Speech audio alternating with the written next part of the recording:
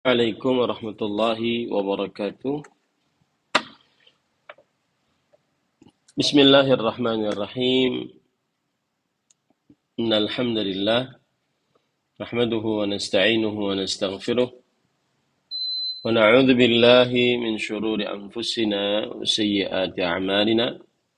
Man yahdihillahu fala mudilla lahu wa man yudlil fala hadiya lahu. Wa ashhadu an la ilaha illallah wahdahu la syarika lah wa ashhadu anna Muhammadan 'abduhu wa rasuluh. يا أيها الذين آمنوا اتقوا الله حق تقاته ولا تموتن إلا وأنتم مسلمون يا أيها الناس اتقوا ربكم الذي خلقكم من نفس واحدة وخلق منها زوجها وبث منهما رجالا كثيرا ونساء واتقوا الله الذي تساءلون به والأرحام إن الله كان عليكم رقيبا يا أيها الذين آمنوا اتقوا الله وقولوا قولا سديدا يصلح لكم أعمالكم ويغفر لكم ذنوبكم ومن يطع الله ورسوله فقد فاز فوزا عظيما أما بعد فإن أصدق الحديث كتاب الله وأحسن الهدي هدي محمد صلى الله عليه وعلى آله وسلم وشر الأمور محدثاتها وكل محدثة بدعة وكل بدعة ضلالة وكل ضلالة في النار. Alhamdulillah, kita bersyukur pada Allah Subhanahu wa taala pada hari ini, hari Senin malam Selasa 15 Rabiul Akhir 1445 Hijriah, kita dimudahkan oleh Allah Subhanahu wa taala untuk duduk bersama mengkaji kembali ayat-ayat suci Al-Qur'an dan hadis-hadis Rasul sallallahu alaihi wasallam dalam sebuah kajian yang diadakan oleh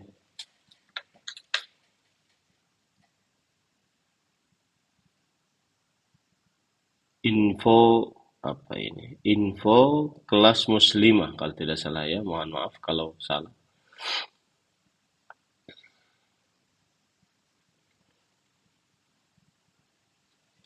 Dalam sebuah tema dosa-dosa yang sering dilakukan muslimah di zaman sekarang. Salawat dan salam semoga selalu Allah berikan kepada Nabi kita Muhammad sallallahu alaihi wa ala alihi wasallam, ada keluarga beliau, para sahabat, serta orang-orang yang mengikuti beliau sampai hari kiamat kelak. Dengan nama-nama Allah yang husna dan sifat-sifatnya yang ulia, kita berdoa, Allahumma inna nas'aluka ilman nafi'an wa rizqan tayyiban wa amalan mutaqabbala.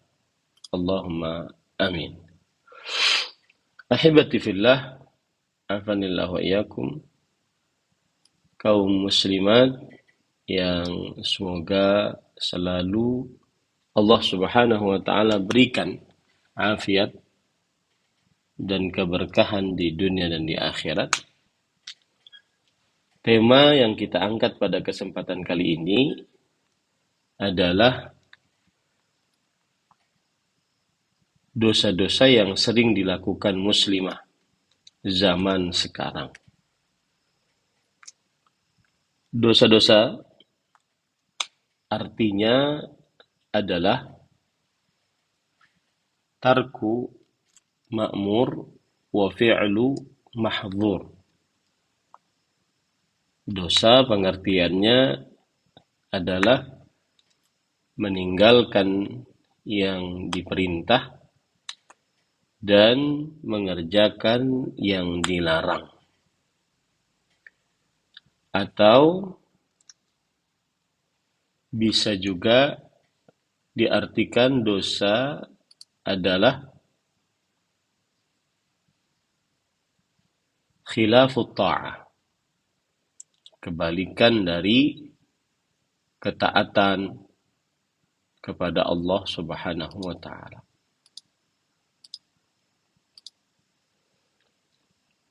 Yang sering dilakukan muslimah.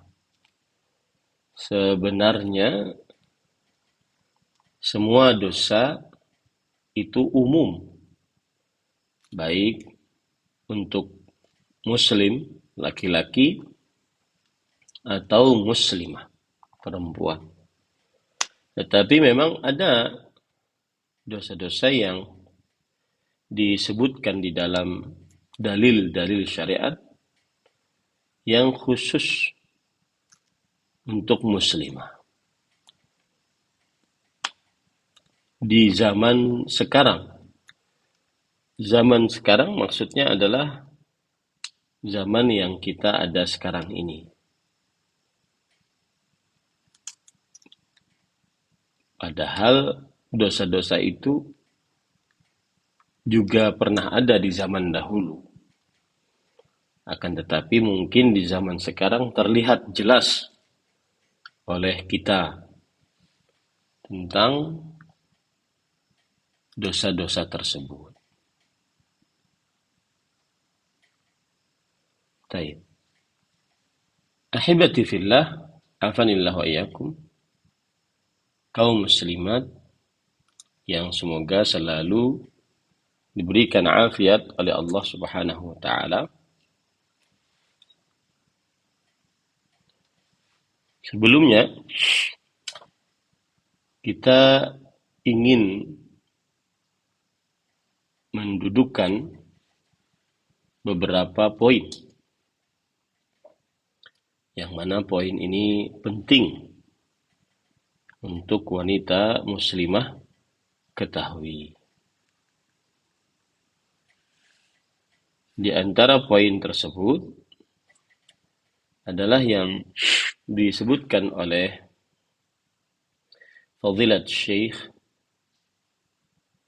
Profesor Dr. Abdul Razak bin Abdul Muhsin Al-Badr hafizahumullah ta'ala di dalam kitab beliau Takrimul Islam lil Mar'ah. Beberapa poin tersebut adalah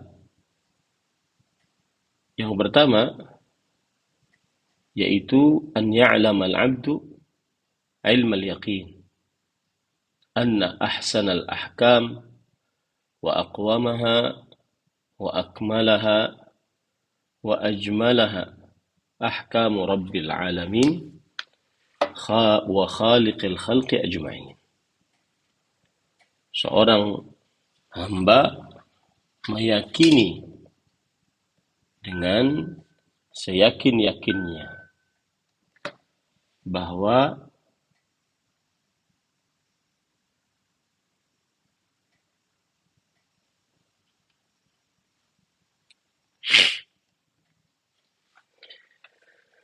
hukum yang paling terbaik, paling lurus, paling sempurna, paling indah adalah hukum-hukum yang dibuat oleh Allah, Rabb alam semesta dan pencipta makhluk seluruhnya. Ini adalah sebuah akidah, keyakinan seorang muslimah wajib meyakini akan hal ini.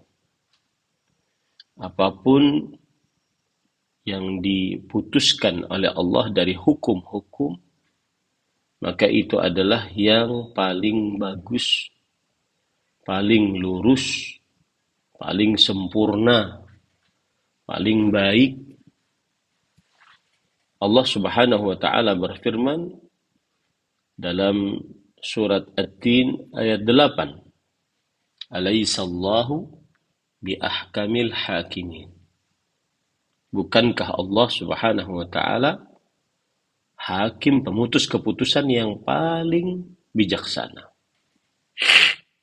Dalam surat Al-A'raf ayat 7 dan surat Yunus ayat 109, surat Yusuf ayat 80. Wa huwa khairul hakimin.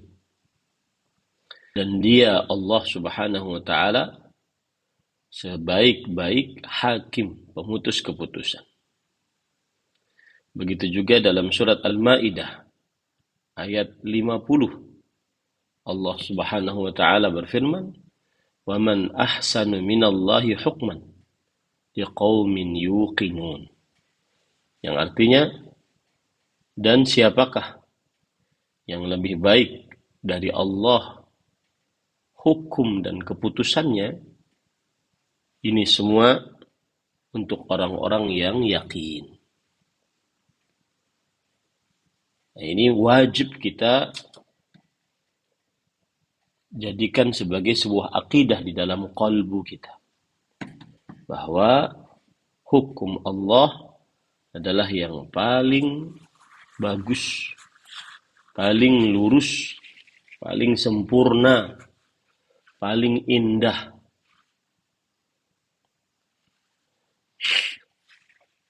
Maka kita tidak perlu untuk mencari hukum-hukum lain.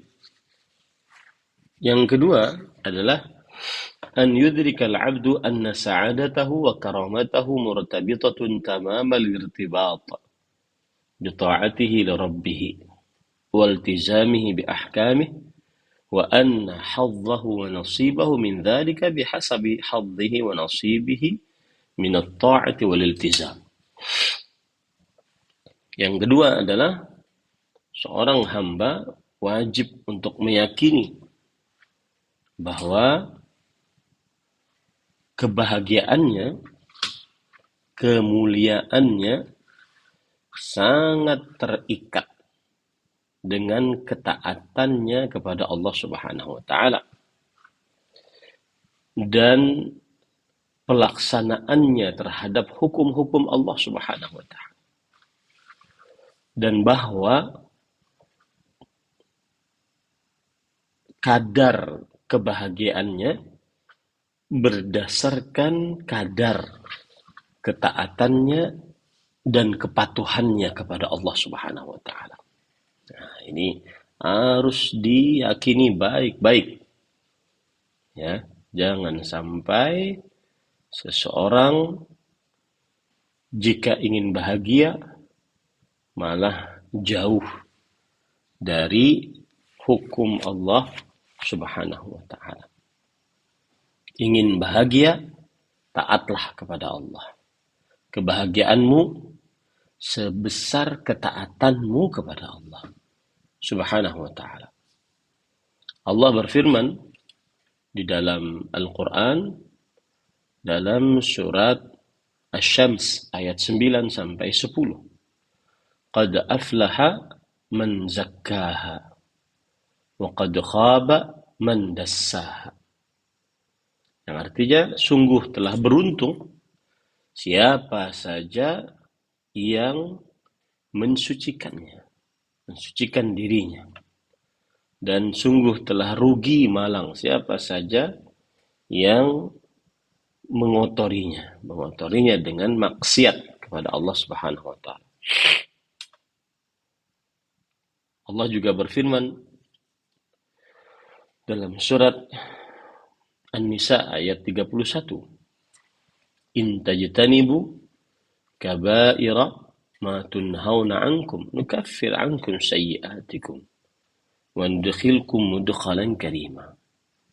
Jika kalian menjauhi dosa-dosa besar yang telah dilarang kalian atasnya, maka pasti kami akan mengampuni kesalahan-kesalahan kalian dan memasukkan kalian ke dalam tempat masuk yang mulia. Ayat-ayat tadi menunjukkan bahwa kebahagiaan, kemuliaan seorang hamba sangat terikat dengan ketaatan dan kepatuhannya kepada Allah Subhanahu wa taala. Sebesar kebahagiaanmu, sebesar itu pula sebesar ketaatanmu dan kepatuhanmu, sebesar itu pula kebahagiaan, kehormatan, kemuliaan yang engkau dapatkan. Yang ketiga, أن ينتبه العبد المسلم أن له في هذه الحياة الدنيا أعداء كثر يسعون للإحاطة بكرامته وخلخلة سبيل عزه وسعادته ويقدمون كل ما يستطيعون في سبيل النيل منه وإهانته. Yang ketiga, sebagai muqaddimah, sebelum kita menyebutkan dosa-dosa yang dianggap biasa oleh kaum muslimin atau banyak dilakukan oleh kaum muslimin, kaum muslimat maksud saya, seorang hamba muslim harus hati-hati bahwa ia memiliki di kehidupan dunia ini musuh-musuh yang begitu banyak yang berusaha untuk menghancurkan kehormatannya, menghilangkan kebahagiaannya. Mereka berusaha semampu mereka untuk melakukan hal itu, agar seorang muslimah hina dina, agar seorang muslimah rendah, dan seterusnya. Allah Subhanahu wa taala berfirman di dalam surat Fatir ayat 6, "Inna syaitana lakum aduwwun fattakhidhuhu aduwwan. Innama yad'u hizbahu liyakunu min ashabis sa'ir." Sesungguhnya syaitan bagi kalian adalah musuh, maka jadikanlah ia sebagai musuh. Sesungguhnya syaitan mengajak kelompoknya supaya mereka menjadi penghuni neraka sa'ir.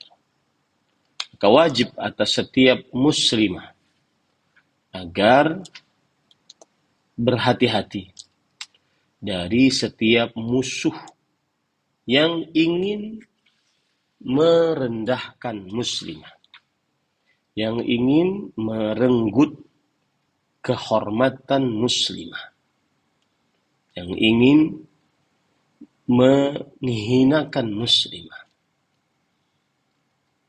Dan kalau seandainya Allah Subhanahu wa taala sudah ingin menghinakan muslimah, maka tidak ada yang bisa memuliakannya. Dalam surat Al-Hajj ayat 18, Allah Subhanahu wa taala berfirman, "Wa man yuhinillah fama lahu min mukrim, innallaha yaf'alu ma yasha." Siapa saja yang ingin Allah Subhanahu wa taala hinakan, maka ia tidak memiliki sama sekali pemuliaan yang memuliakannya. Sesungguhnya Allah akan berbuat sekehendaknya.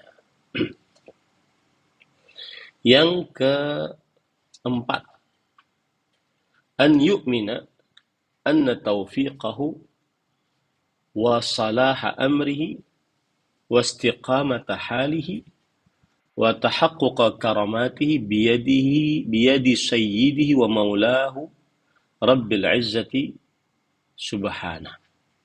Al-qail, wa man yuhinillah fama lahu min mukrim. Seorang muslimah harus mengimani bahwa petunjuk untuk bisa taat kepada Allah, petunjuk untuk bisa istiqamah, petunjuk untuk bisa mengerjakan kepatuhan kepada Allah adalah di tangan Allah. Kalau begitu, hendaknya dia memohon selalu kepada Allah. Jangan lupa berdoa agar diberikan petunjuk sehingga bisa taat kepada Allah Subhanahu wa taala. Sebagaimana dalam hadis riwayat Muslim, Allahumma aslih li dini alladhi huwa ismatu amri wa aslih li dunyaya allati fiha ma'ashi wa aslih li akhirati allati fiha ma'adi waj'alil hayata ziyadatan li fi kulli khair wal mauta rahatan li min kulli syarr. Ya Allah, perbaikilah untukku agamaku, yang ia adalah benteng kehidupanku. Perbaikilah untukku duniaku, yang di dalamnya kehidupanku. Dan perbaikilah untukku akhiratku, yang di dalamnya tempat kembaliku. Jadikanlah kehidupan sebagai tambahan untukku dalam setiap kebaikan.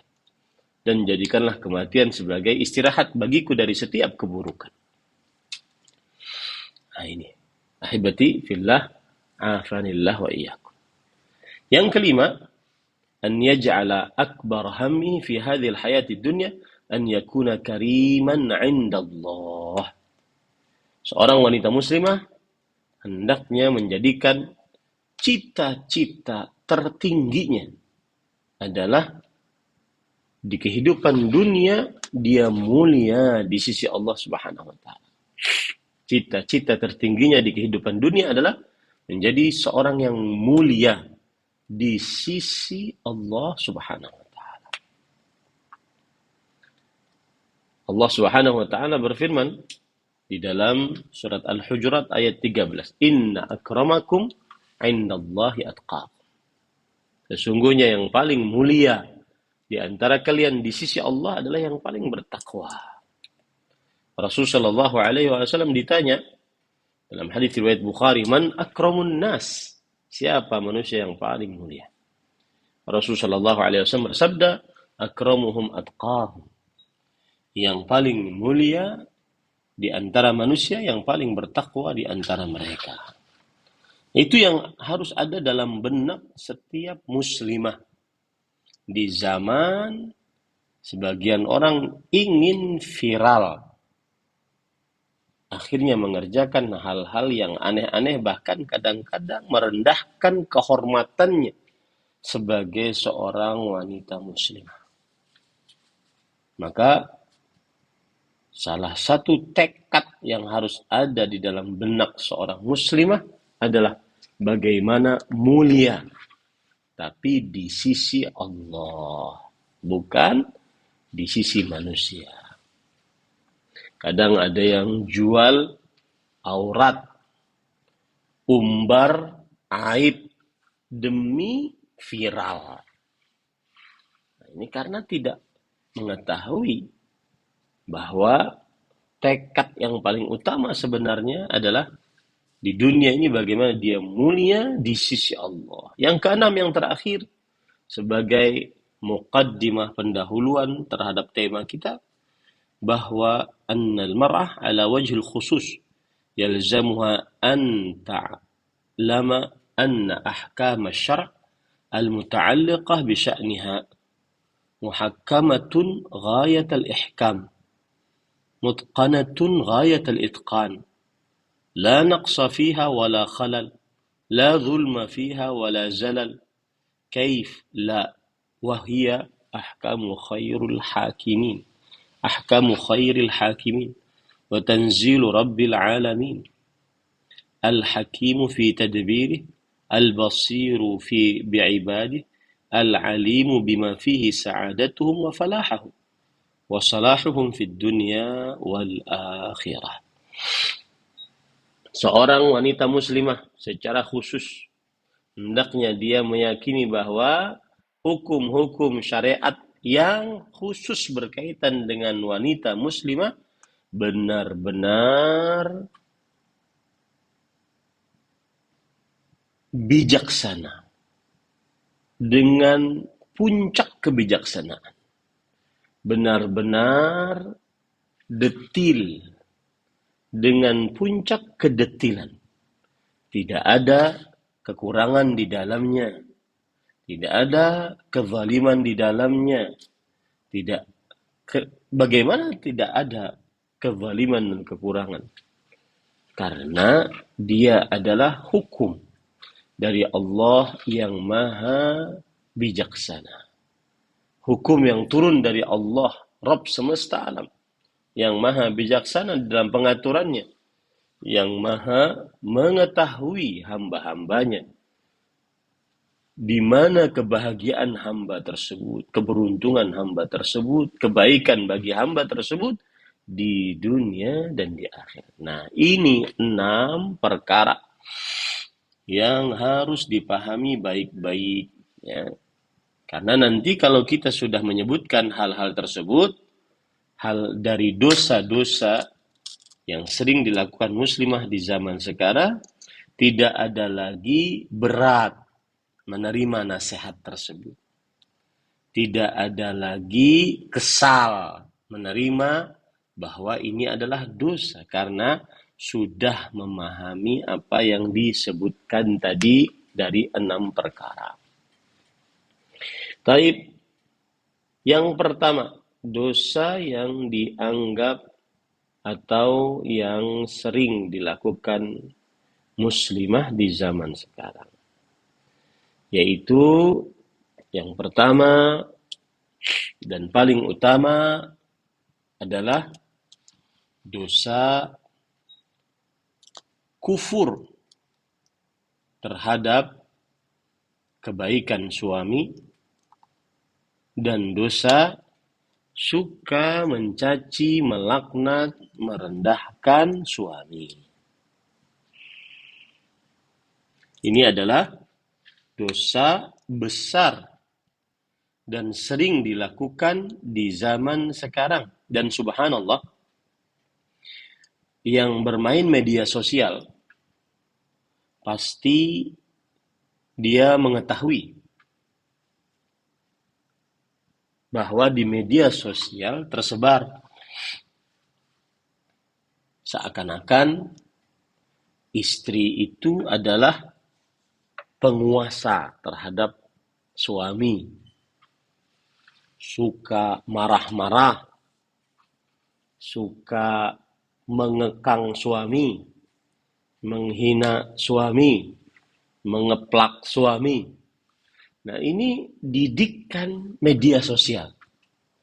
Dan kaum wanita muslimah harus paham betul bahwa media sosial itu mendidik.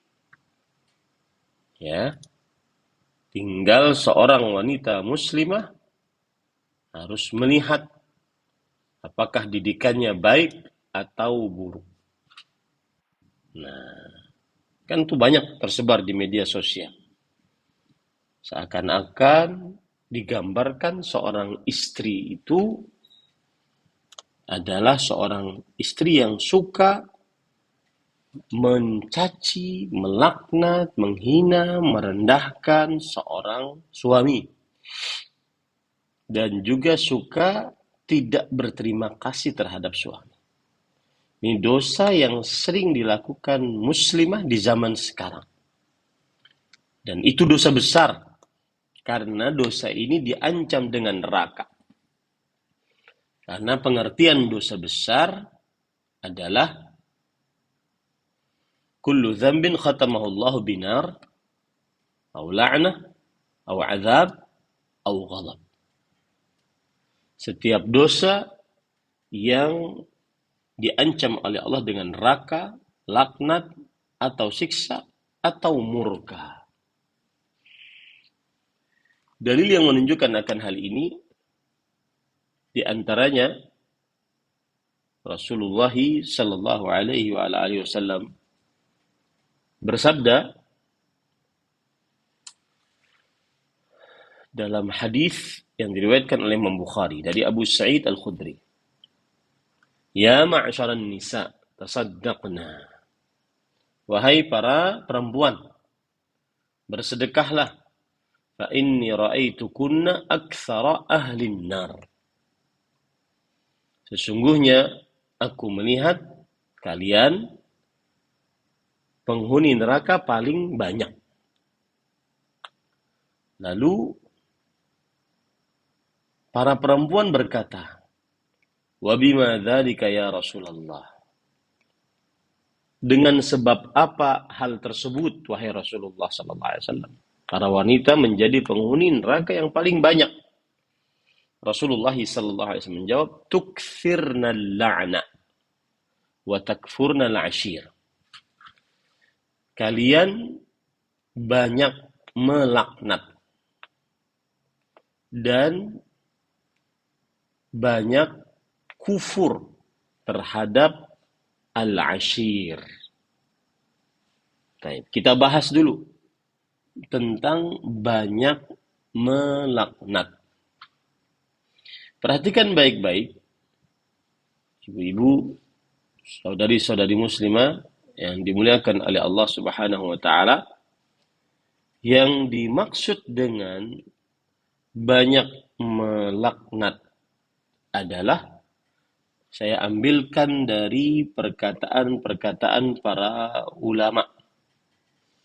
Karena begitulah dakwah sunnah, mengajak manusia kepada Al-Quran dan sunnah, dan dipahami oleh para ulama dari para sahabat, para tabi'in, para tabi'ut tabi'in, dan ulama-ulama setelahnya yang mengikuti para salafus saleh dengan baik.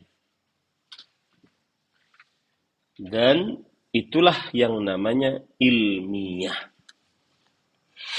Perhatikan baik-baik. Berkata Imam Ibnu Daqiqil Aid rahimahullah ta'ala, atau sebelumnya disebutkan di dalam kitab Lisanul Arab, kamus besar bahasa Arab yang ditulis oleh Ibnu Manzur, bahwa ketika Rasulullah SAW tadi bersabda, "Tukthirna la'na," kalian para perempuan banyak melaknat. Arti laknat adalah al-ib'ad wa tardu min al-khair. Hadza idza kana min Allah. Yaitu dijauhkan, diusir dari kebaikan. Ini kalau laknatnya dari Allah. Jadi misalkan Allah melaknat bla bla bla bla. Nah, arti laknat Allah adalah Allah mengusir dan menjauhkan si fulan yang dilaknat tersebut dari rahmat Allah. Wa minal mukhalq as-sabbu wad-du'a.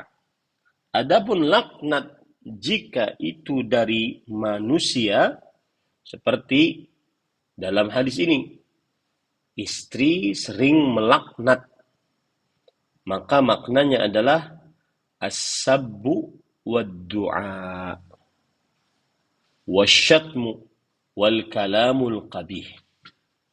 Cacian, doa yang buruk, hinaan, perkataan yang buruk. Nah, itu yang dimaksud di dalam hadis ini. Nah, ini para ikhwan yang dirahmati oleh Allah. Dan ini yang dikatakan oleh Imam Al-Mula Ali Al-Qari' dalam kitab Mirqatul Mafatih. Beliau mengatakan, "Wa minal insan ad-du'a bis-sakhat wal-ib'ad ala nafsihi aw ghairihi. Wa qad yusta'malu fi asy-syatmi wal-kalamil qabih. Yani 'adatukunna iktsarul la'ni wasyatmi wal-idza bil-lisan." Kalau laknat itu dari manusia, maka maksudnya adalah manusianya mendoakan keburukan untuk orang lain, baik itu untuk dirinya atau untuk selain dirinya. Dan kadang digunakan untuk mencaci, berkata kotor, berkata buruk. Dan maksudnya dalam hadis ini adalah kebiasaan kalian, wahai para istri, memperbanyak laknat, cacian, hinaan yang menyakiti dengan lisan kalian. Nah, ini ibu-ibu, saudari-saudari muslimah yang dimuliakan oleh Allah Subhanahu wa taala. Itu makna dari tukthirna la'na. Kita baca lagi perkataan dari Imam Al-Qurtubi rahimahullah dalam kitab Al-Mufhim lima ashkala min Sahih Muslim. Tukthirna la'na, kalian wahai para istri memperbanyak laknat, maksudnya adalah yadurul la'nu ala alsinatihinna katsiran liman la yajuzu la'nuhu, yaitu ucapan keji, kotor, laknat, menghina, mencaci, itu berputar pada lisan mereka kebanyakan. Lisan para perempuan kebanyakan. Kenapa? Padahal saya ulangi, berputar lisan mereka melaknat, mencaci bagi siapa yang tidak dibolehkan untuk dilaknat, dicaci, dikatai kotor, dihina, direndahkan. Nah, ini para ikhwan yang dirahmati oleh Allah Subhanahu wa taala. Nah, kemudian kita baca lagi dari perkataan Imam Ibnu Daqiq al-Id rahimahullah. Dalam kitab beliau Al-I'lam bi Fawaid Umdatul Ahkam. Kata beliau terhadap hadis ini, tukthirna al-la'na hadza wasfun aghlabi. Ini adalah sifat yang umum. Walaysa 'aman lahunna kulluhunna. Walaysa 'aman lahunna kulluhunna. Ini adalah sifat yang kebanyakan. Tetapi bukan umum seluruh perempuan seperti itu, banyak. Bal fihinna zawatul iman wa zawatut taqwa wa fihinna man takhafullaha wa turaqibuhu wa ta'buduhu. Bahkan di tengah-tengah perempuan ada yang mempunyai keimanan, ahli takwa. Di tengah-tengah perempuan ada yang bertakut kepada Allah, merasa selalu diawasi oleh Allah, dan beribadah kepada Allah Subhanahu wa ta'ala. Kemudian beliau mengatakan, "War-rijalu aidan fihim katsir mimman huwa jahidun lil ihsan wa jahidun lil ma'ruf." Dan bahkan di tengah laki-laki juga banyak yang seperti itu. Tidak pandai berterima kasih, pandainya mencela, mencaci, menghina, merendahkan. Walakin wasfa inkaril ma'ruf fin nisa aghlab. Akan tetapi sifat mengingkari kebaikan seorang suami di tengah-tengah para istri ini lebih banyak. Ya. Makanya disebutkan tadi inna kunna aktsara ahlinna li'anna kunna takfurna al-ashir wa takfurna al-ihsan. Sesungguhnya kalian penghuni neraka yang paling banyak karena kalian kufur terhadap al-ashir. Al-ashir di sini adalah suami dan kufur terhadap kebaikan suami. Ini para ikhwan yang dirahmati oleh Allah Subhanahu wa ta'ala. Kenapa suami dinamakan al-ashir? Karena yu'ashiruhu. Karena suami bermuasyarah, bergaul dengan sang istri. Makanya disebut dengan takfurnal ashir. Dan patut diperhatikan juga bahwa Imam An-Nawawi rahimahullahu ta'ala mengatakan bahwa, atau lebih tepatnya Imam Al-Hafidh Ibn Rajab di dalam kitab beliau Syarah Sahih Bukhari, Fathul Bari, bahwa Imam Bukhari rahimahullahu ta'ala berkata, yang dimaksudnya yakfurnal ashir, kufur terhadap suami, maksudnya adalah bukan kufur yang mengeluarkan dari Islam, akan tetapi kekufuran yang kecil. Kekufuran yang kecil. Ini para ikhwan yang dirahmati oleh Allah Subhanahu wa taala. Kemudian Al-Hafidz Ibnu Rajab Al-Hambali juga mengatakan bahwa dan yang dimaksud dengan kufur kepada kebaikan adalah melupakan kebaikan suami atau tidak mengingat kebaikan suami. Nah, ini para ikhwan yang dirahmati oleh Allah Subhanahu wa taala. Kemudian Imam Nawawi rahimahullahu taala berkata, dalam hadis ini menunjukkan bahwa kufur terhadap kebaikan suami dan suka mencaci, berkata kotor, buruk, menghina suami adalah dosa besar karena diancam dengan neraka. Nah, ini bahkan di sana ada hadis Rasul Shallallahu Alaihi Wasallam, di antaranya yaitu dengan lafaz yang lain, ya. Saya bacakan dengan lafaz yang lain. Uritun nar, diperlihatkan kepadaku neraka. Faida aktsaru ahliha an-nisa, maka penghuni neraka paling banyak adalah para perempuan. Yakfurna, mereka telah berbuat kufur. Qila ayakfurna billah, apakah mereka kufur terhadap Allah? Qala yakfurna al-ashir wa yakfurna al-ihsan. Artinya mereka kufur terhadap suami, mereka kufur terhadap kebaikan suami.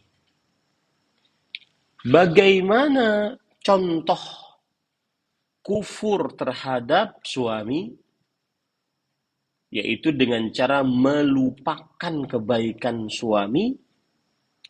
Ya, perhatikan baik-baik. Lau ahsanta ila ihdahunna ad-dahra thumma ra'at minka syai'an qalat ma ra'aitu minka khairan qat.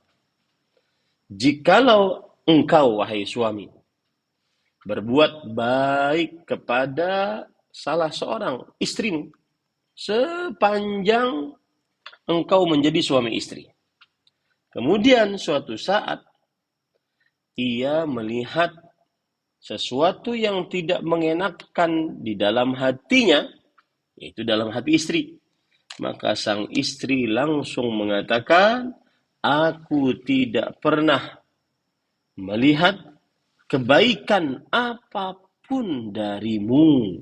Nah, itu yang dimaksud dengan yakfurnal ashir wa yakfurnal ihsan. Lupa atau kufur terhadap kebaikan suami, yaitu lupa kebaikan-kebaikan yang dimiliki oleh suami.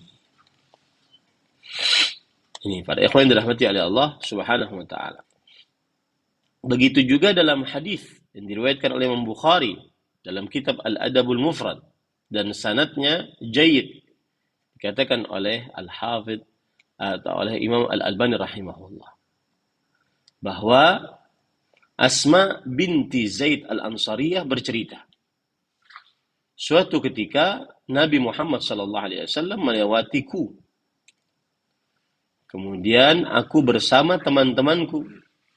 Lalu beliau mengucapkan salam kepada kita. Lalu beliau bersabda, iyyakunna wa kufral muna'imin. Jauhi oleh kalian, wahai para perempuan, kufur terhadap yang memberikan kebaikan kepada kalian. Karena kenapa? Karena suamilah yang menafkahi. Ya. Kemudian Rasulullah SAW ditanya, ya Rasulullah, wa ma kufrul muna'imin? Apa itu kekufuran kepada orang yang berbuat baik? Kemudian Rasulullah SAW menjelaskan, la'alla ihdakunna tatulu aimatuha min abwayha thumma yarzuquha Allahu zawjan wa yarzuquha minhu waladan fataghdabul ghadbah fatakfur fataqul ma ra'aitu minka khairan qat. Mungkin sebagian kalian wahai para perempuan lama dimanja oleh kedua orang tuanya. Kemudian setelah itu Allah memberikan rezeki kepada perempuan tersebut, seorang suami. Dan Allah memberikan rezeki kepada perempuan tersebut, dari suami tersebut ada anak. Kemudian suatu saat sang istri marah, maka dia melakukan kekufuran. Dengan cara mengatakan apa? Aku tidak pernah melihat kebaikan sedikit pun darimu. Nah, ini ibu-ibu, saudari-saudari muslimah, jauhi perkataan ini. Dan yang semisalnya, dasar kamu suami nggak pernah berbuat baik kepada saya. Nah, apalagi kalau sudah punya anak. Ya, makanya disebutkan di sini, wa yarzuquha minhu waladan.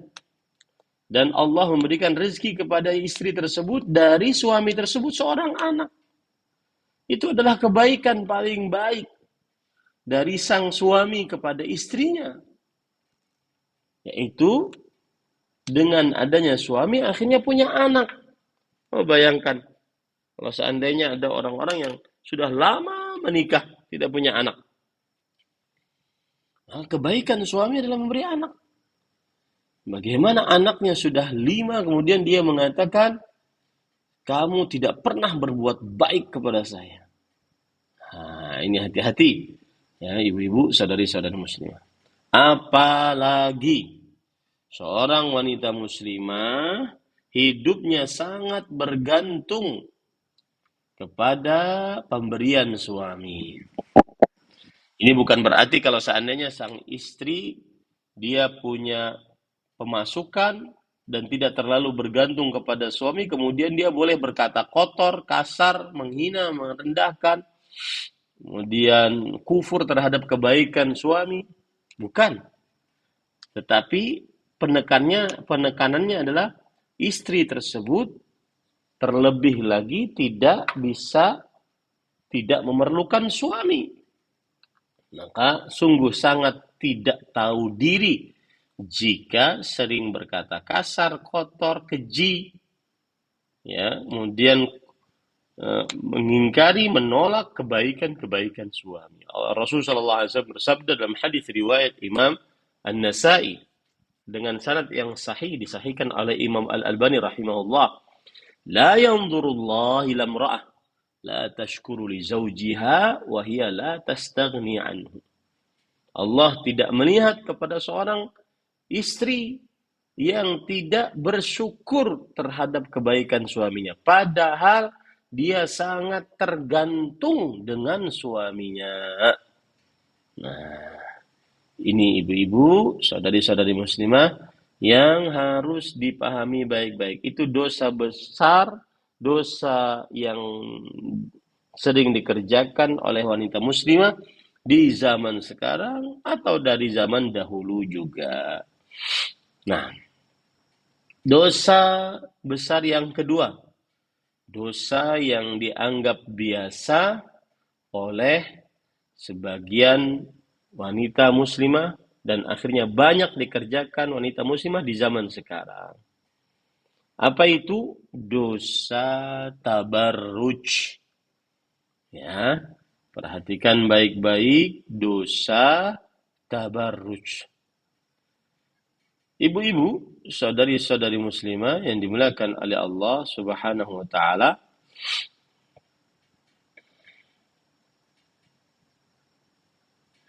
dosa tabarruj. Apa tabarruj? Perhatikan. Tabarruj itu tidak seperti sebagian orang yang berkata tabarruj itu adalah riya. Nah, ini salah, keliru. Tabarruj adalah di dalam bahasa, ya. Saya ambilkan dalam kitab Lisanul Arab yang merupakan kamus besar bahasa Arab dan juga Al-Qamusul Muhit, bahwa tabarruj yaitu ibda'ul mar'ati zinataha wa izharu wajhiha wa mahasini jayyidiha. Ibda'ul mar'ati zinataha wa izharu al-mar'ah wajhiha wa mahasin jayyidiha lirrijal. Wa kullu ma tastad'i bihi syahwatahum hatta at-takassur wat-tabakhtur fi misyatiha ma lam yakun dzalika lizauj. Seorang perempuan memperlihatkan keindahannya, menampakkan wajahnya yang cantik, menampakkan kebaikan, keindahan-keindahan dirinya kepada laki-laki. Dan setiap apa saja yang mengundang syahwat para lelaki, sampai lenggak-lenggok berjalannya selama hal tersebut tidak diperlihatkan kepada suami. Selama hal tersebut bukan kepada suami. Ya, saya ulangi secara bahasa, ibda'ul mar'ah zinataha. Seorang perempuan memperlihatkan keindahannya. Wa izhar wajhiha. Dan memperlihatkan kecantikan wajahnya. Ya, termasuk di dalamnya ini wajah yang cantik. Bermake up atau tidak bermake up. Ya, apalagi sampai dengan make up. Dan keindahannya untuk lelaki. Baik itu kulitnya yang mulus, bentuk tubuhnya, rambutnya yang indah, pakaiannya, bahkan gaya berjalannya. Setiap apa saja yang mengundang syahwat para lelaki, sampai gaya berjalannya. Selama itu bukan ditujukan kepada suami. Maka itu tabarruj secara etimologi. Adapun tabarruj secara terminologi, kita ambilkan perkataan para ulama. Yaitu disebutkan di dalam kitab Ibnu Jarir At-Tabari, Tafsir At-Tabari, Izharuz zinah wa ibrazul mar'ati limahasiniha. Tabarruj secara syariat adalah memperlihatkan keindahan. Dan seorang wanita menampakkan kebagusan-kebagusan dirinya. Nah, ini ibu-ibu, saudari-saudari muslimah yang dimuliakan oleh Allah Subhanahu wa taala. Disebutkan oleh Al-Maududi dalam kitab Al-Hijab. Tabarruj adalah kullu zinah atau tajammul taqsudul mar'atu biizharihi an tahluwa fi a'yunil ajanib.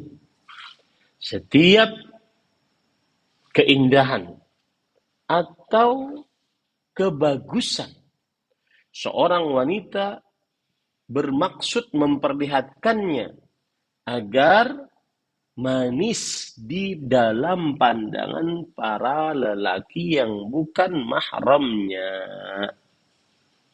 Hatta al-qina' alladhi tastatiru bihi al-mar'atu in intukhiba min al-alwanil bariqah. Nih, perhatikan nih. Sampai cadar, bercadar padahal. Yang seorang wanita muslimah menutup wajahnya, tapi cadarnya tersebut diambil dari warna-warna yang mencolok. Wasyaklil jazzab likai taladz bihi a'yunun nadhirin. Dan bentuk-bentuk yang menawan hati agar mata-mata yang melihatnya merasa lezat. Fahuwa min madhahiri tabarrujil jahiliyah. Maka itu termasuk dari potret tabarrujnya kaum jahiliyah. Nah, ini ibu-ibu, saudari-saudari muslimah yang dimuliakan Allah. Itulah tabarruj. Allah berfirman di dalam surat Al-Ahzab ayat 33, "Waqarna fi buyutikunna wa la tabarrajna tabarrujal jahiliyatil ula."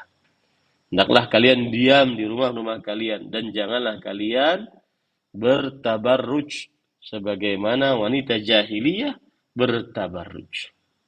Dan kalau kita buka tafsir Imam Ibnu Katsir tentang tabarruj ini, maka lihat Imam Mujahid, ahli tafsir di generasi tabi'i, bagaimana beliau menafsiri tabarruj.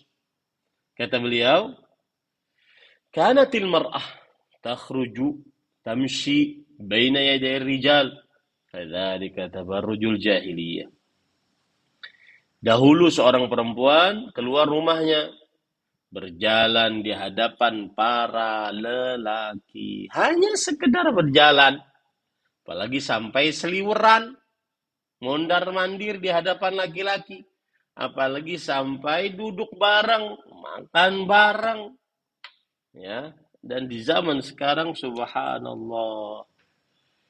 Ya, subhanallah, kita mengelus-ngelus dada. Dan memang benar sabda Rasulullah SAW, tuba lil ghuraba. Alangkah besar pahala bagi orang yang asing. Di zaman sekarang, jangan berjalan. Bahkan disuruh nyanyi di hadapan laki-laki. Di tengah jamaah pengajian. Subhanallah. Bahkan di zaman sekarang bukan hanya jalan. Disuruh joget. Ya. Di hadapan laki-laki yang bukan mahramnya. Suruh joget. Benar-benar sebuah keterasingan ajaran Islam di tengah umat Islam. Dan nanti ada saja argumentasi, alasan-alasan, macam-macam yang akhirnya mungkin kita kemudian membenarkan sedikit-sedikit dan seterusnya. Di zaman sekarang bukan hanya sekedar berjalan, bahkan dicarikan jodoh di hadapan laki-laki yang bukan mahram. Tidak ada mahramnya di situ. Allahu Akbar. Bahkan di zaman sekarang bukan hanya sekedar berjalan di hadapan laki-laki yang bukan mahram. Disuruh main film, filmnya disuruh tonton. Allahu Akbar. Tabarruj jahiliyah dengan kedok agama. Ya. Lihat lagi Imam Qatadah bin Da'amah Sadusi rahimahullah. Beliau berkata, arti tabarruj adalah idza kharajtunna min buyutikunna wa kadat lahunna misyatun wa takassurun wa taghannuj fanahallahu an dzalik. Jika para perempuan keluar dari rumah mereka, mereka memiliki lenggokan jalan, maka Allah larang akan hal tersebut. Ini bukan hanya sekedar berjalan berlenggok, tetapi menampilkan seluruh keindahannya. Dari mulai wajah yang cantik dengan make up yang begitu indah. Kemudian perhiasannya dia nampakkan. Rambutnya yang menawan dia nampakkan. Kemolekan tubuhnya dia nampakkan. Ya. Kebagusan pakaiannya dia nampakkan. Bahkan termasuk yang terlarang dan termasuk tabarruj adalah para perempuan-perempuan yang katanya berhijrah tetapi masih menampakkan diri di media sosial, bahkan masih menjadi Model jalan-jalan walaupun dengan pakaian hijab disebar atau tersebar di sosial media. Walaupun bercadar. Nah, asing Ustaz? Iya, itulah syariat Islam. Lihat lagi Muqatil bin Hayyan dalam tafsir Imam Ibnu Katsir menjelaskan bagaimana tentang tabarruj. Annaha tulkil khimara ala ra'siha wa la tashudduhu fayuwari qalailaha wa qurutaha wa unuqaha wa yabdu dhalika kulluhu minha. Dhalika tabarruj. Thumma ammat nisa'ul mu'minina fi tabarruj. Seorang perempuan meletakkan khimar, pasmina. Khimar itu kain yang menutupi rambut di atas kepalanya. Dan dia tidak ikat di bawah dagunya. Dia hanya lilit-lilit, putar-putar di lehernya. Atau dia hanya sekedar letakkan begitu saja. Persis seperti di zaman sekarang. Subhanallah. Saya ketika baca tafsiran seperti ini, Masya Allah. Sedangkan Muqatil bin Hayyan ini ulama Islam abad pertama Hijriah atau kedua Hijriah. Berarti sekitar 13 abad yang lalu. Sudah diperingatkan akan ini. Tidak dia ikat di sini, akhirnya kelihatan lehernya, kalungnya, antingnya, dan seluruhnya terlihat. Itulah tabarruj. Lalu tersebarlah tabarruj itu di tengah wanita-wanita beriman. Nah ini ya, ibu-ibu, saudari-saudari muslimah yang dimuliakan oleh Allah. Dan saya akan sebutkan secara ringkas karena masih banyak dosa-dosa yang belum kita sebutkan. Sedangkan ini sudah 1 jam 15 menit ya. Saya akan sebutkan buruknya tabarruj. Sebelum saya sebutkan buruknya tabarruj, termasuk tabarruj adalah yang disebutkan oleh Rasulullah sallallahu alaihi wasallam bahwa sinfani min ahlin nar. 2 golongan dari penghuni neraka. Lam arahuma. Aku belum pernah melihat mereka berdua. Qaumun ma'ahum siyatun ka'adnabil baqar yadribuna bihan nas. Yang artinya orang-orang yang bersama mereka cambuk cemeti seperti ekor-ekor sapi. Ia memukul dengannya kepada manusia. Maksudnya pemimpin-pemimpin yang zalim. Yang kedua, nisaun kasiyatun ariyatun mumilatun ma'ilat. Ka'asnimatil buqtil ma'ilah la yadkhulul jannah wa la yajidna rihaha wa inna rihaha la yujadu min masirati kadza wa kadza. Wanita-wanita yang kasiyat ariyat, ma'ilat mumilat. Saya tidak akan terjemahkan itu nanti, saya akan jelaskan dengan membaca perkataan para ulama. Kepala mereka seperti punuk unta yang miring. Mereka tidak masuk surga dan tidak mencium baunya. Dan sesungguhnya baunya benar-benar tercium dari arah yang dari jarak yang sangat jauh. Apa itu kasiyat ariyat?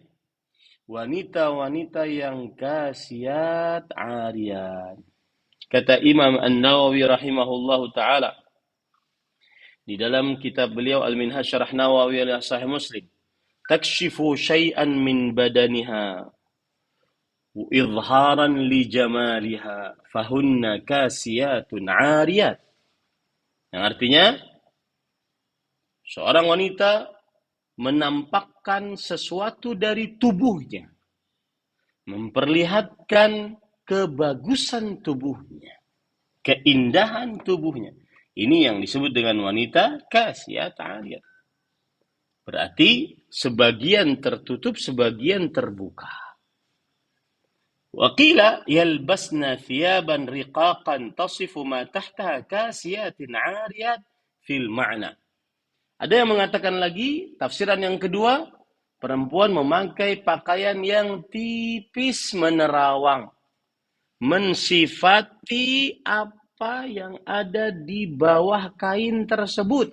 Dari kulit yang indah, yang mulus, bentuk tubuh yang molek. Maka mereka ini kasiat, ariyat, memakai pakaian tetapi seperti telanjang. Karena pakaiannya tipis, menerawang, transparan. Ya. Imam Ibnu Utsaimin rahimahullah mengatakan dengan tafsiran yang ketiga, bi'annahunna yalbasna albisatan qasiratan la tasturu ma yajibu satruhu minal aurah. Yang dimaksud dengan kasiat ariyat adalah yaitu seorang wanita memakai pakaian yang pendek, tidak menutupi apa yang wajib untuk ditutupi dari auratnya. Ini seperti yang sudah kita sebutkan tadi, nomor 1. Sebagian ditutup, sebagian terbuka.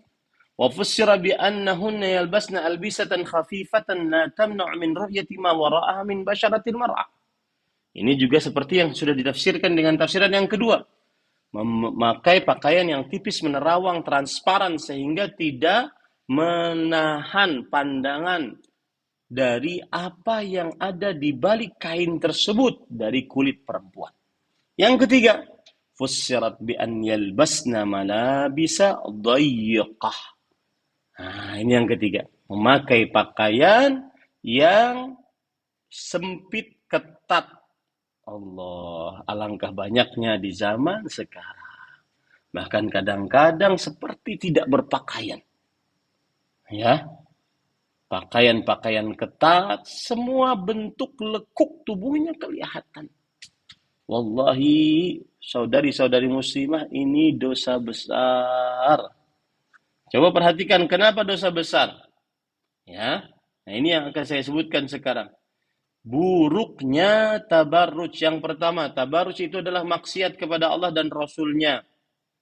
Karena Rasul Shallallahu Alaihi Wasallam dalam hadis riwayat Imam Ahmad, beliau diriwayatkan oleh Aisyah, oleh Muawiyah, bahwa Rasul Shallallahu Alaihi Wasallam harrama sab'ata asya. Beliau mengharamkan 7 perkara. Yang pertama, an-nauh, meratapi mayat dengan terlalu berlebihan. Yang kedua, asy-sya', menggundur rambut kalau mendapatkan musibah. Yang ketiga, at-tasawir, menggambar makhluk-makhluk hidup. Yang keempat, at-tabarruj, memperlihatkan perhiasan, keindahan, kemolekan, kebagusan perempuan di hadapan laki-laki yang bukan mahram. Yang kelima, juludus siba, kulit binatang buas. Yang keenam, az-zahab, emas bagi laki-laki. Yang ketujuh, al-harir, sutra bagi laki-laki. Ini menunjukkan bahwa orang yang bertabarruj memperlihatkan kecantikan wajah, kemolekan tubuh, kemulusan kulit, keindahan rambut, perhiasan, make up, kebagusan pakaian, ya. Ini semua adalah maksiat kepada Allah dan Rasulnya. Yang kedua, buruknya tabarruj. Tabarruj adalah dosa besar. Kenapa? Karena diancam dengan neraka. Dan digandengkan dengan dosa-dosa besar. Sebagaimana hadis riwayat Imam Ahmad, bahwa Umaymah binti Ruqayqah, beliau membaiat Rasulullah sallallahu alaihi wasallam. Rasulullah sallallahu alaihi wasallam membaiat beliau dengan ucapan ubayyuki ala alla tusyriki billah wa la tasriqi wa la tazni wa la taqtuli waladaki wa la ta'ti bi buhtanin taftarinahu baina yadayki wa rijlayki wa la tanuhi wa la tabarruji tabarrajal jahiliyatil ula. Aku membaiat engkau wahai Umaymah agar tidak mensyirikkan Allah, tidak mencuri, tidak berzina, tidak membunuh anak, tidak berdusta, tidak meratapi mayat dengan berlebihan, tidak bertabarruj sebagaimana kaum jahiliyah bertabarruj. Lihat bagaimana Rasulullah sallallahu alaihi wasallam menggandengkan tabarruj dengan dosa-dosa paling besar, syirik, mencuri, berzina, membunuh. Ya, subhanallah. Yang ketiga, buruknya tabarruj mendatangkan laknat dari Allah, yaitu diusir dari rahmat Allah Subhanahu wa taala. Hadis riwayat Imam At-Tabarani dan disahihkan oleh Imam Al-Albani rahimahullah. Dari Abdullah bin Amr bin As radhiyallahu anhuma, sayakunu fi akhir ummati nisa'un kasiyat 'ariyat ala ru'usihinna ka'asnimatil bukh il'anuhunna fa innahunna mal'unat. Akan ada wanita-wanita di akhir zaman dari umatku yang kasiyat 'ariyat. Sudah kita jelaskan tadi. Laknatlah mereka terlaknat. Ini juga menunjukkan bahwa dosa tabarruj adalah dosa besar. Kemudian yang keempat, tabarruj adalah sifat dari penghuni neraka, sebagaimana sudah kita sebutkan tadi, bahwa dua golongan penghuni neraka, di antaranya wanita yang bertabarruj. Yang kelima, tabarruj mendatangkan kegelapan di atas sirat. Tidak ada cahaya. Ya, hadis riwayat Imam At-Tirmidzi. Rasulullah sallallahu alaihi wasallam bersabda, "Matsalur rafila fi zina fi ghairi ahliha kamatsali dhulmah yaumal qiyamah la nura laha."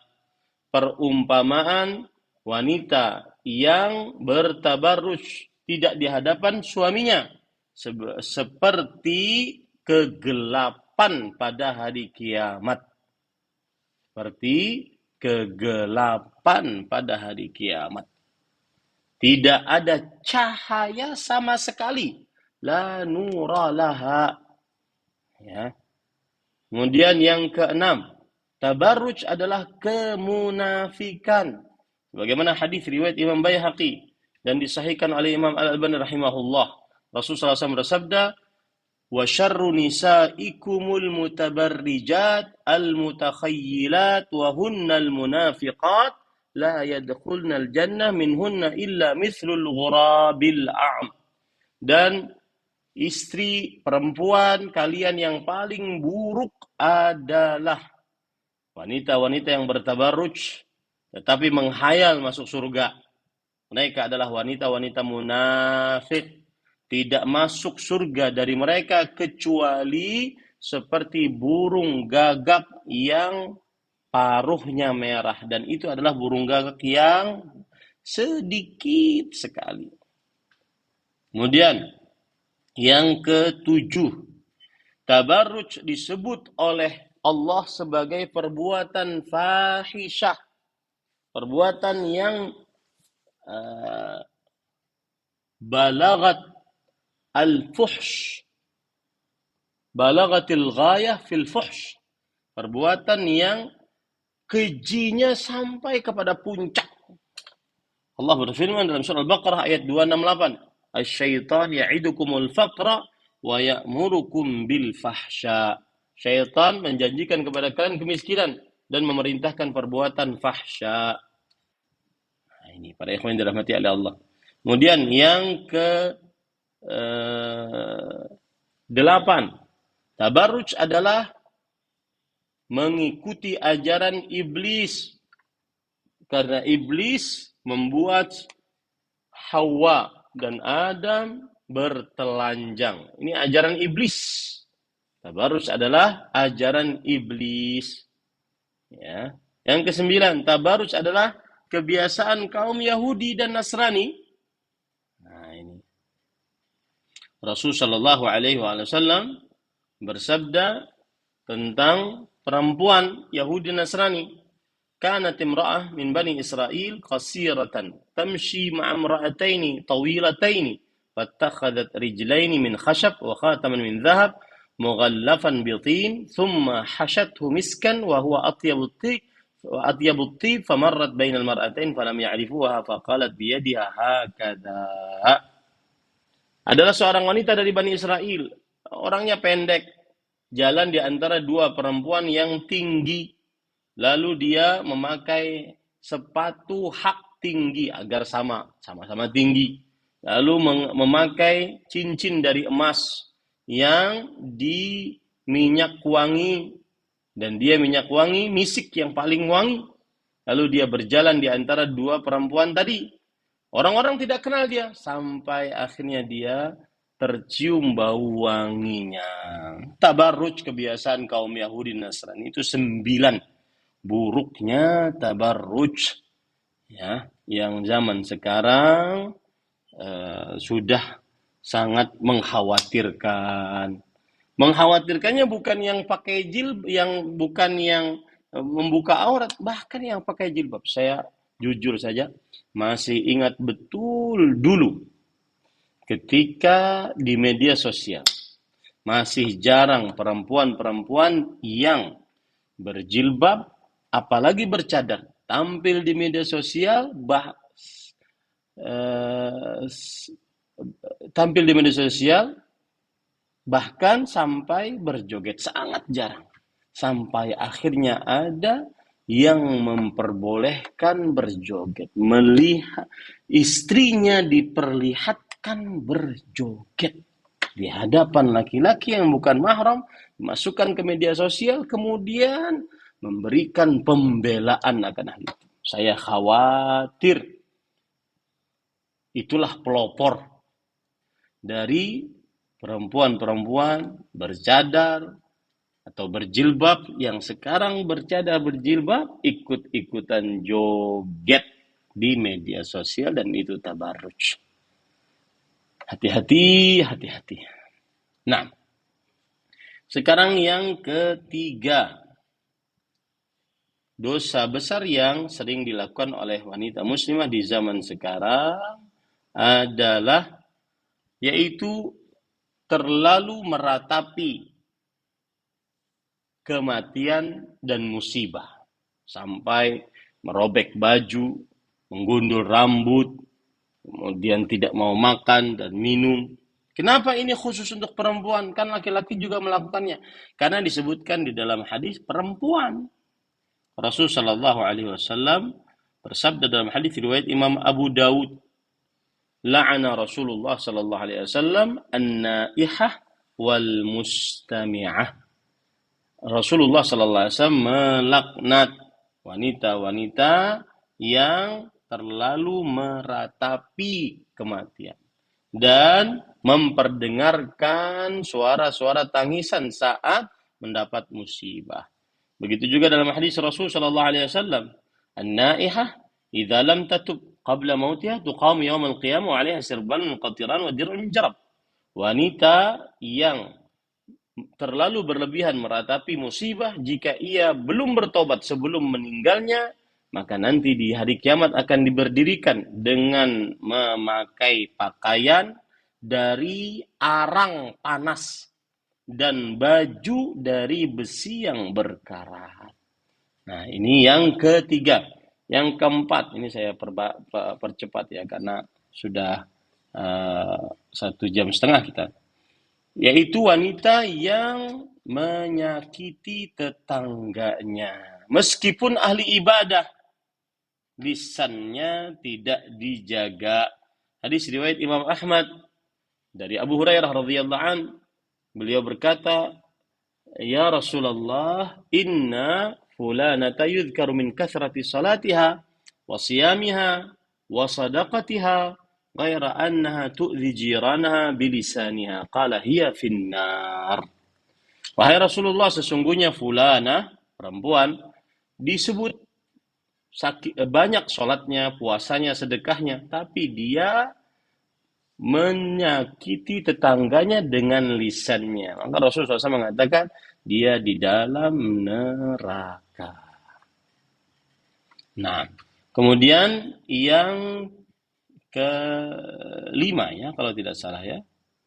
Yang pertama tadi wanita yang suka mencaci, melaknat, dan kufur terhadap kebaikan suami. Yang kedua, wanita yang bertabarruj. Yang ketiga, wanita yang meratapi terlalu berlebihan terhadap sebuah musibah. Yang keempat, wanita yang menyakiti tetangga. Yang kelima, wanita yang meminta dirubah tubuhnya. Wanita yang minta dirubah tubuhnya. Nah, ini sangat banyak di zaman sekarang, subhanallah. Ya. Rasulullah Allah Subhanahu wa taala berfirman bahwa merubah ciptaan Allah Subhanahu wa taala itu adalah termasuk dari uh, ajakan iblis. Ya, ajakan iblis. Sebagaimana disebutkan dalam surat An-Nisa ayat 118. Iblis berkata, wala udillannahum. Ini sebagaimana disebutkan dalam Al-Qur'an ya. Aku akan benar-benar menyesatkan mereka. Wala umanniyannahum. Dan aku membangkitkan angan-angan kosong pada mereka. Wala amurannahum. Dan aku akan benar-benar menyuruh mereka. Fala yubattikunna adanal an'am. Memotong telinga-telinga binatang ternak mereka. Wala amurannahum. Dan aku akan benar-benar memerintahkan mereka. Fala yughayyirunna khalqallah. Yang artinya mereka benar-benar merubah ciptaan Allah. Ya, ini oplas-oplas, operasi kecantikan merubah ciptaan Allah. Ini termasuk dosa besar yang dilakukan oleh wanita muslimah dan sering di zaman sekarang. Operasi ya, operasi plastik. Termasuk di dalamnya membuat tato, minta dibuatkan tato, ya, mengerik alis dan merenggangkan gigi karena kecantikan. Itu termasuk merubah ciptaan Allah Subhanahu wa taala. Ya. Sebagaimana hadis Rasul sallallahu alaihi wasallam, la'anallahu al-washimat wal mustawshimat. Ya, Allah melaknat wanita yang mentato dan wanita yang minta ditato, wal mutanammisat yang mengerik alisnya, wal mutafallijat lil husn dan yang merenggangkan giginya karena ingin terlihat cantik. Al mughayyiratu li khalqillah, yang merubah, wanita-wanita yang merubah ciptaan Allah Subhanahu wa taala. Nah, ini kira-kira 5 dosa dulu. Mudah-mudahan cukup itu menjadi pertimbangan wanita muslimah untuk senantiasa menjauhi dosa-dosa tersebut. Wallahu alam. Nah, jika ada pertanyaan dipersilahkan. Tafadhol.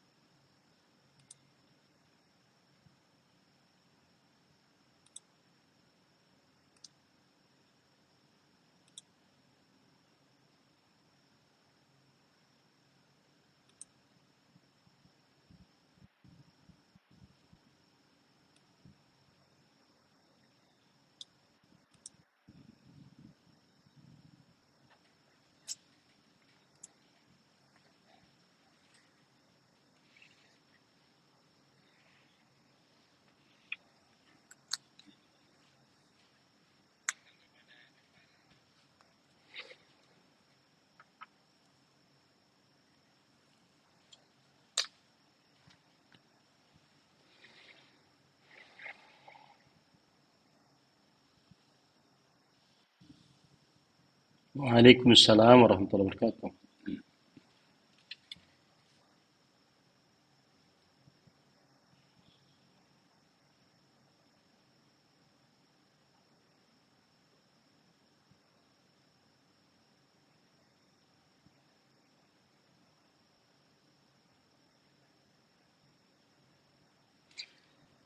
Baik,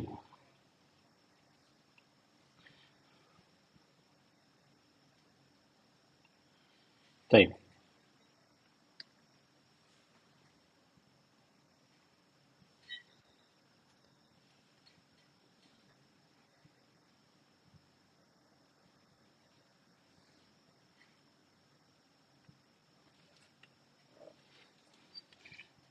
Waalaikumsalam warahmatullahi wabarakatuh.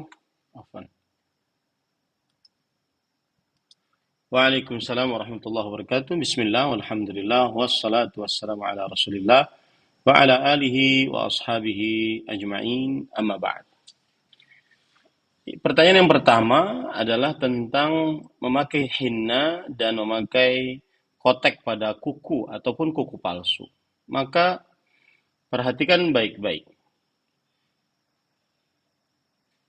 Oke, sebentar. Cek sebentar. Cek.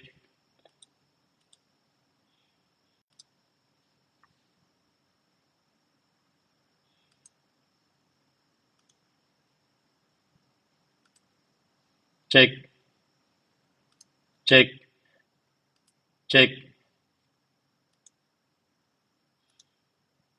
Cek. Cek. Bismillah. Sudah? Oke. Waalaikumsalam warahmatullahi wabarakatuh. Bismillah, walhamdulillah, wassalatu wassalamu ala rasulillah, wa ala alihi wa ashabihi wa man wala, amma ba'd. Permasalahan yang berkaitan dengan apa yang ditanyakan, yaitu memakai hinna dan memakai kotek pada kuku ataupun kuku palsu, apakah ini disebut dengan tabarruj? Perhatikan pengertian tabarruj tadi, memperlihatkan kecantikan, perhiasan, keindahan seorang wanita di hadapan laki-laki yang bukan mahramnya. Maka memakai hal-hal yang disebutkan tadi bukan sebagai tabarruj apabila tidak diperlihatkan kepada laki-laki yang bukan mahramnya. Yang jadi masalah di sini adalah diperlihatkan ke hadapan laki-laki yang bukan mahramnya. Bahkan di zaman sekarang bukan hanya satu laki-laki, tapi satu dunia bisa melihatnya. Ya, satu dunia bisa melihatnya itu melalui media sosial. Jadi Anda mau memakai henna, memakai kotek, mau memakai kuku palsu, tidak disebut tabarruj apabila seorang wanita muslimah tidak memperlihatkannya di hadapan laki-laki yang bukan mahram. Bahkan begini, kalau ada seorang wanita muslimah pergi ke kajian, dia pakai make up dengan baik, dengan sangat cantik, ya pakai eyeshadow, pakai macam-macam lah, pakai lipstick, tapi dia tertutup. Dia buka saat di dalam pengajian yang hanya ada para perempuan. Maka ini tidak tabarruj. Bahkan, subhanallah, seorang wanita muslimah memakai minyak wangi, kemudian dari rumah dia langsung masuk mobil, tidak tercium oleh laki-laki yang bukan mahram. Di dalam mobil hanya ada suaminya, anak-anaknya. Lalu kemudian dia pergi ke pengajian. Masuk ke dalam sebuah ruangan, tidak tercium oleh laki-laki yang bukan mahram. Maka ini tidak tabarruj. Memakai perhiasan juga begitu. Mau perhiasannya anting, kalung, ya, kemudian gelangnya dari apa namanya?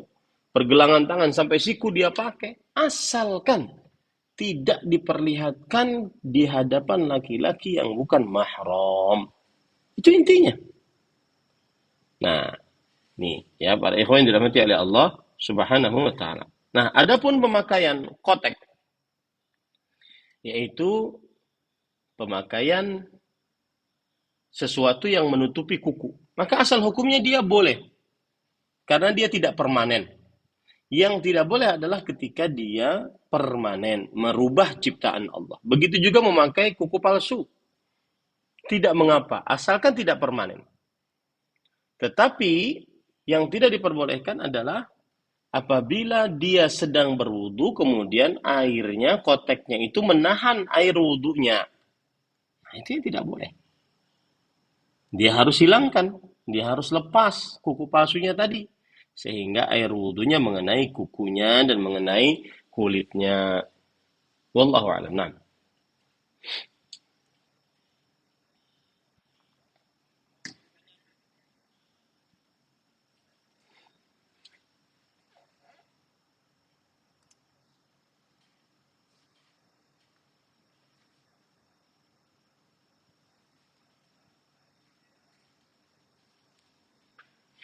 Baik.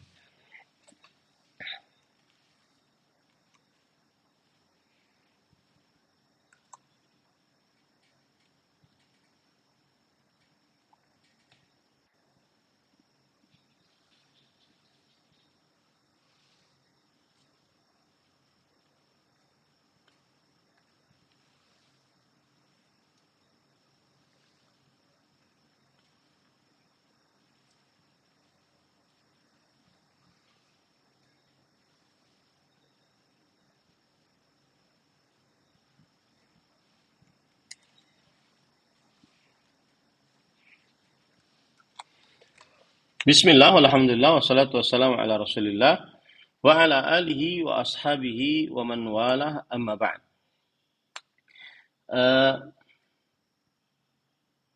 Pertama yang berkaitan dengan alis.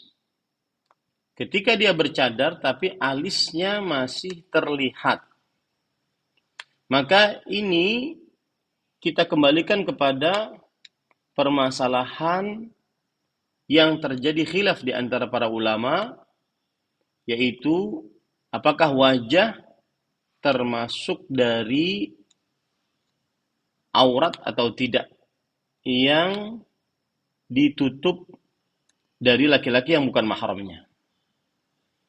Dan terjadi khilaf di antara ulama, dia mengatakan wajib ditutup wajah perempuan wanita muslimah.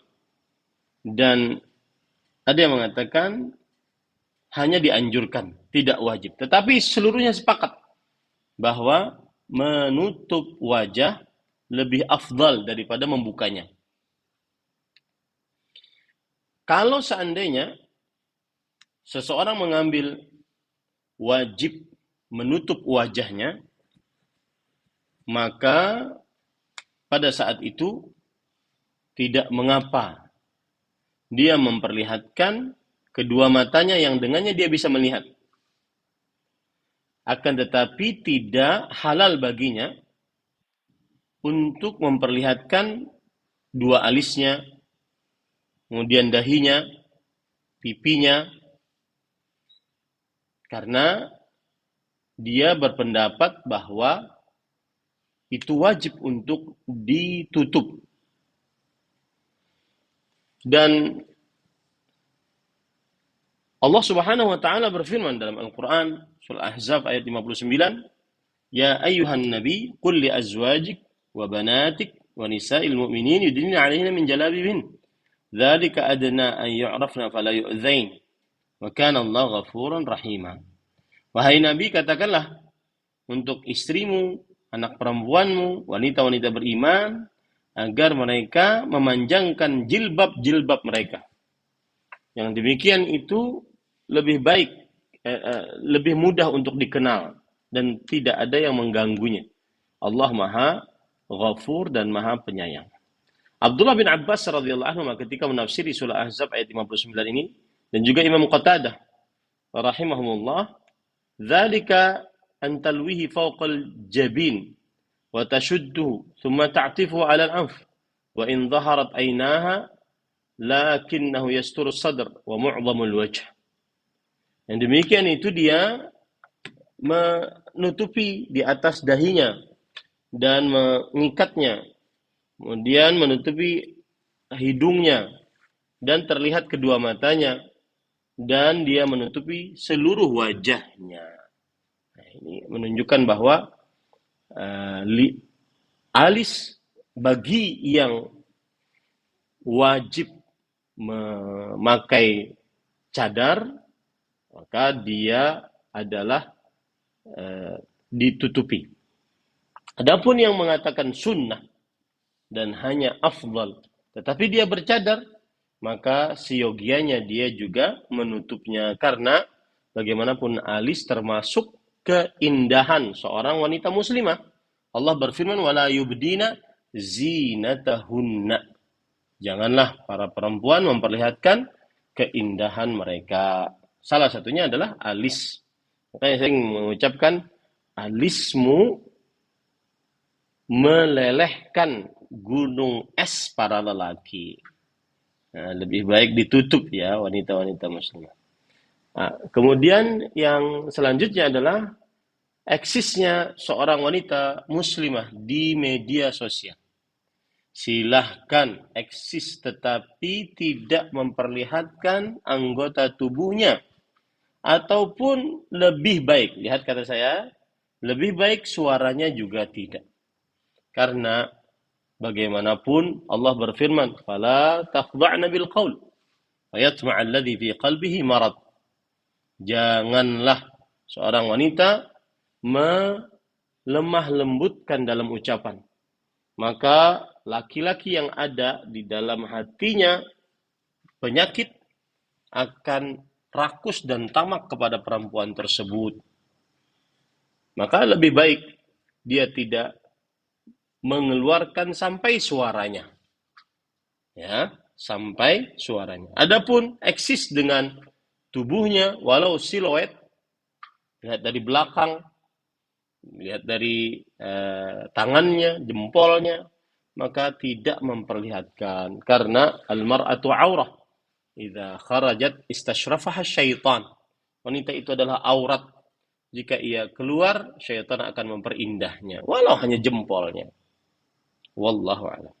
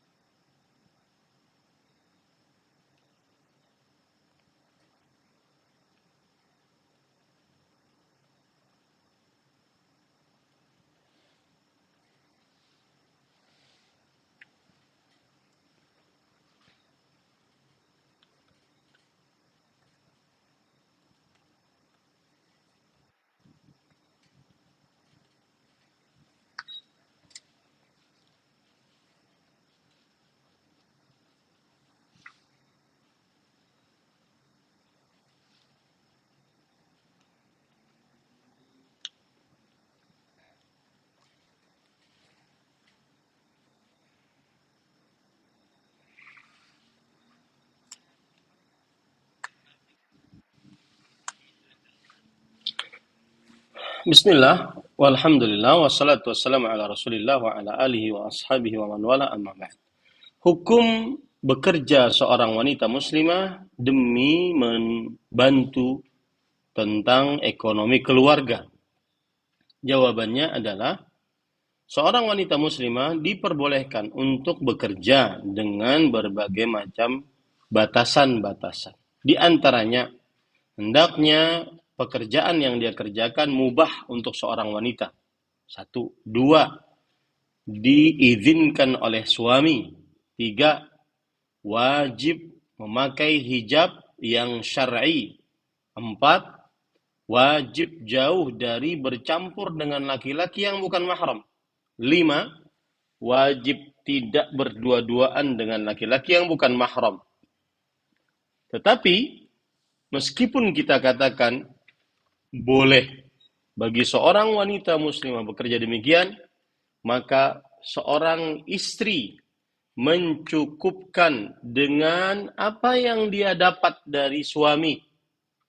meskipun terasa kurang, maka itu lebih utama.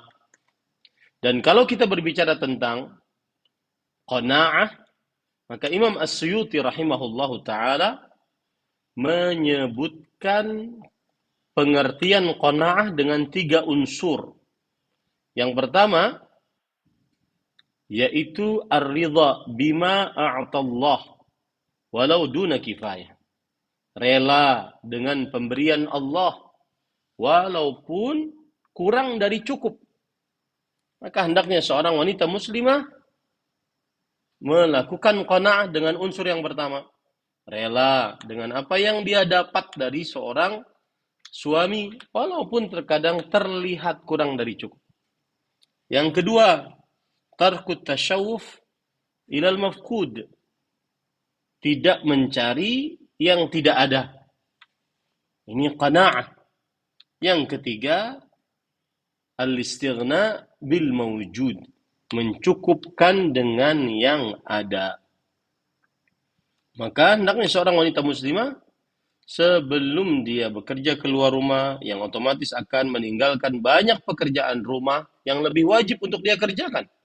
Meninggalkan atau mengurangi mengurus suami, mendidik anak, gara-gara bekerja, bertemu banyak lelaki, berjalan di hadapan laki yang bukan, banyak sekali hal-hal yang dikhawatirkan menyimpang. Kalau seorang perempuan muslimah bekerja di luar rumah, padahal sudah ada yang menafkahinya. Para istri-istri Nabi bekerja ketika sudah Nabi Muhammad SAW meninggal, karena tidak ingin menafkahi dirinya, karena suaminya sudah meninggal. Nah, demikian.